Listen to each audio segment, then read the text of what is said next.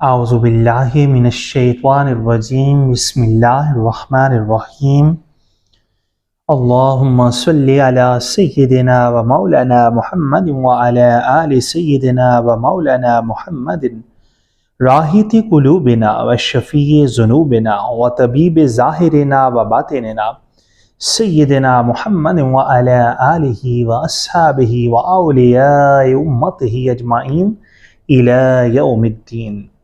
تصوف قادری کے تمام ویورز کو میری طرف سے السلام علیکم ورحمۃ اللہ وبرکاتہ۔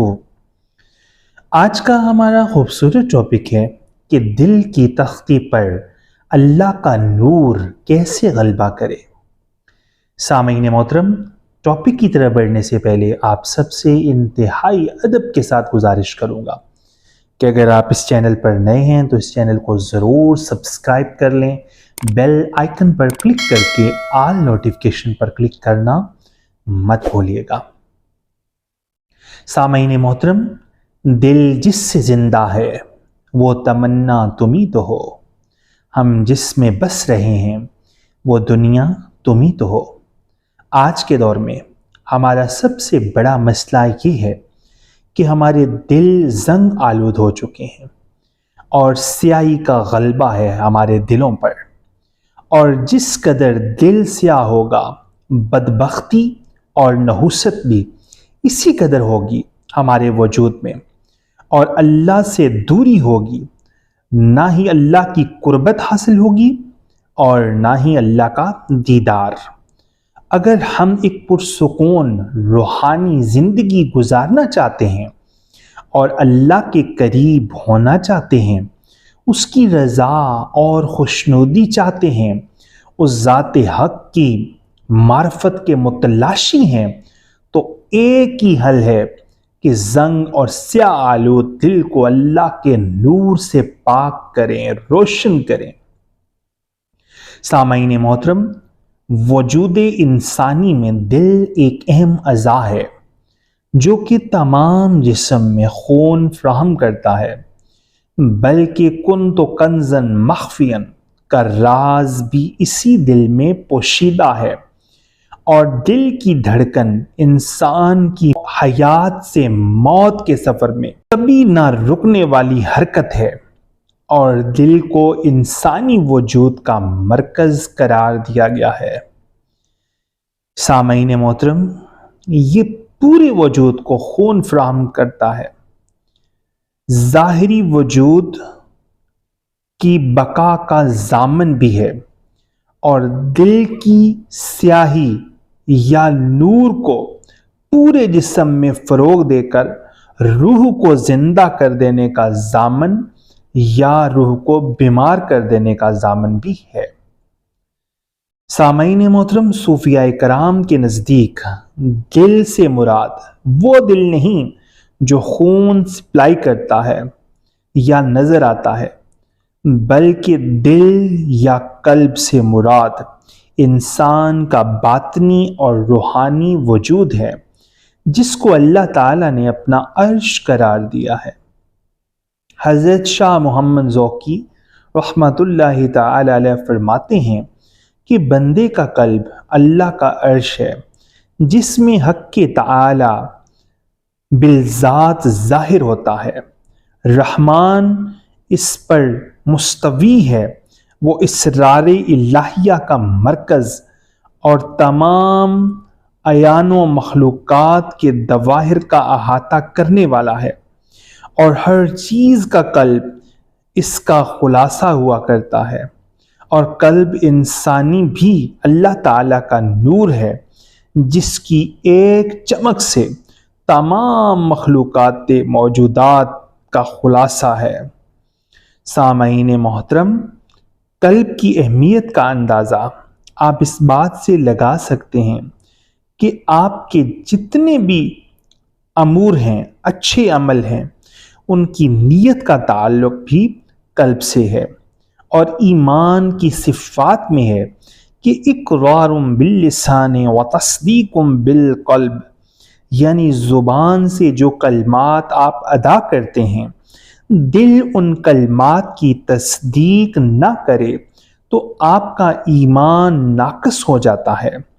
اللہ کی یاد، اس کی خشیت، اس کے ساتھ محبت و عشق کا تعلق بھی قلب سے ہے۔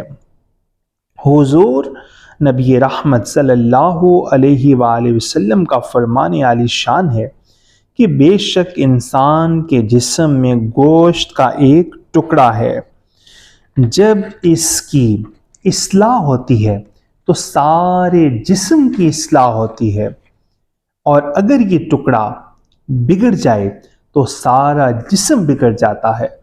جان لو کہ وہ ٹکڑا قلب ہے۔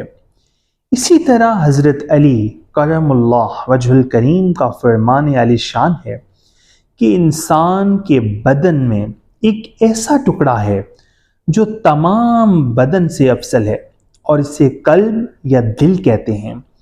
اسی میں حکمت اور جہالت دونوں کے مواد ہیں اور قوتیں موجود ہیں۔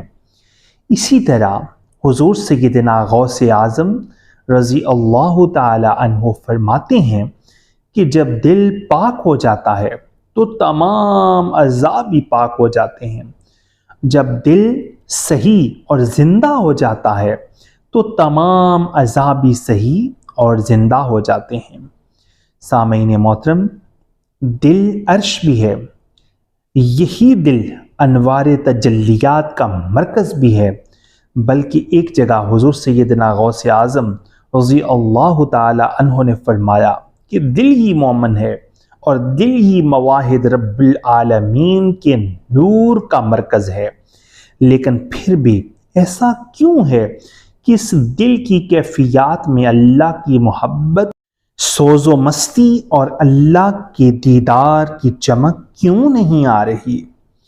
سامعین محترم، جب قلب جہالت کے اندھیرے میں گم ہو جائے تو اس قلب میں ذات حق کیسے عیاں ہو سکتی ہے؟ ہم اللہ کی ذات سے دوری اختیار کر کے محض نفسانی خواہشات کے مطیع ہو گئے ہیں۔ آج ہماری حالت یہ ہے کہ ہم اللہ کو چھوڑ کر اللہ سے ہر چیز مانگ رہے ہوتے ہیں۔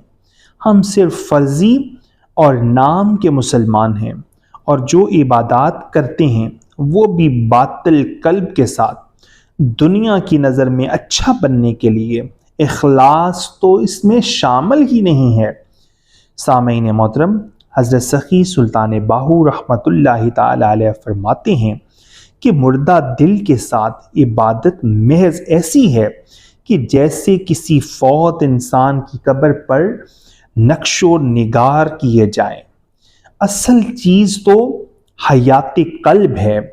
حضور سیدنا غوث اعظم رضی اللہ تعالی عنہ فرماتے ہیں کہ اے طالب حق، مرنے سے پہلے کسی اہل تلقین مرشد سے اپنی آخرت کے لیے حیات قلب حاصل کر لے، کیونکہ دنیا آخرت کی کھیتی ہے۔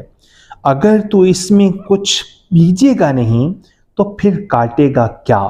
یعنی مردہ دل کے ساتھ عبادت بھی ایسے ہی ہے جیسے کسی بنجر زمین میں فصل کا بیج بو دیا ہو۔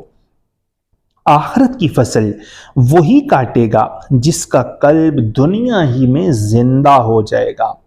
سامعین محترم، اب ہم آتے ہیں کہ دل کیسے زندہ ہوتا ہے۔ تو دل اس وقت ہی زندہ ہوتا ہے جب ہم دل کو زندہ کرنے والے کے ساتھ جڑ جاتے ہیں۔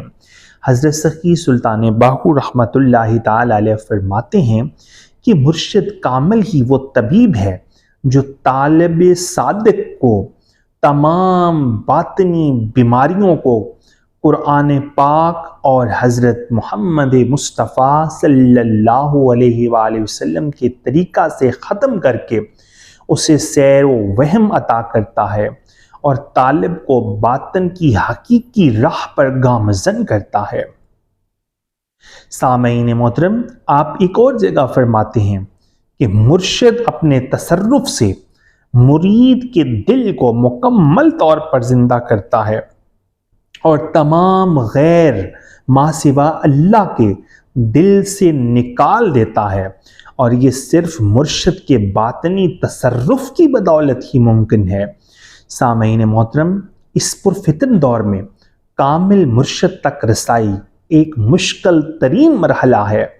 اول تو طالب حق کم ہیں، زیادہ لوگ نفسانی خواہشات کے پیچھے چلتے ہیں اور بس دیکھا دیکھی مرید ہو جاتے ہیں۔ نہ مرشد کو علم کہ اس نے مرید کیوں کیا، نہ مرید کو پتا کہ وہ بیعت کیوں ہوا۔ یاد رکھیں، بیعت حقیقی ہی وہ واحد راستہ ہے جو ہمارے دلوں کے تخت کو اس کے نور سے آراستہ کرتی ہے، اور کوئی نہیں۔ اللہ کریم ہمیں کاملین اور حق پرست لوگوں کی صحبت عطا کرے۔